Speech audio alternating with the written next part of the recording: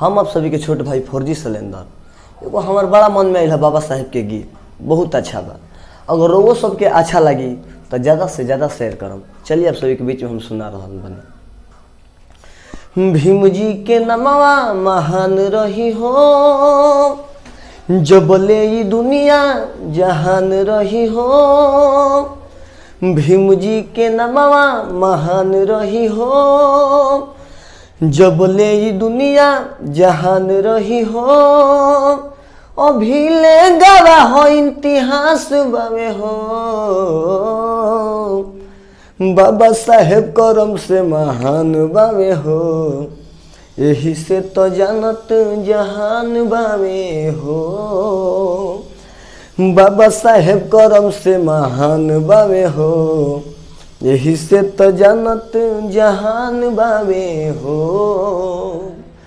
दुनिया चले खातिर रास्ता देखवले, देशवा खातिर संविधान बनवले।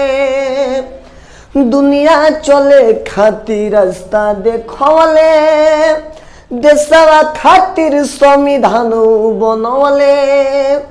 केहू न कैलस उ के देखैले, यही से भारत के रतन कहले।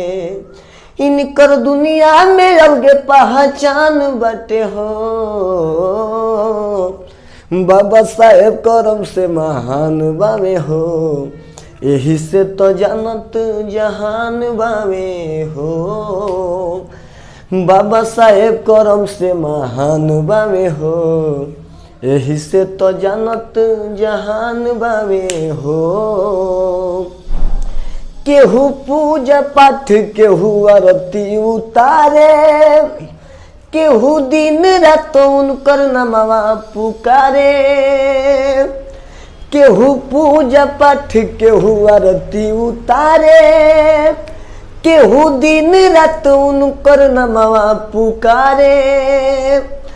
करम से महान धर्म से महान हो, फौजी सलेंदर उनकर करे गुणगान हो। जहाँ देखो तहाँ उनकर नाम बाटे हो,